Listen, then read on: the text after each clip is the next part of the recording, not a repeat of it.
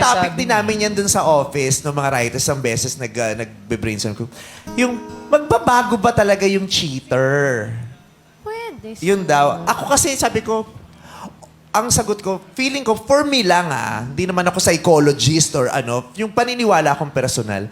Sabi ko, feeling ko, magbabago yung cheater, pero hindi sa same person. Kasi...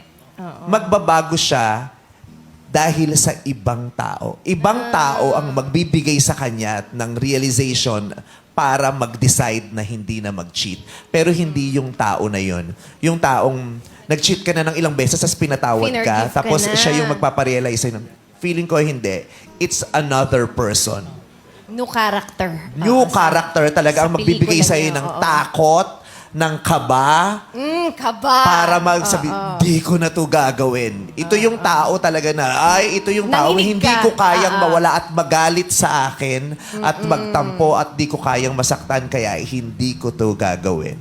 Kasi lahat ng may tao may kapasidad manloko. Lahat. Lahat ng tao may kapasidad manloko at mag-cheat. Pero may isang tao na magpapabago dun sa taong yon. May isang tao na magpapatatag dun sa taong yon para hindi niya piliin yung ruta ng panluloko. Tama.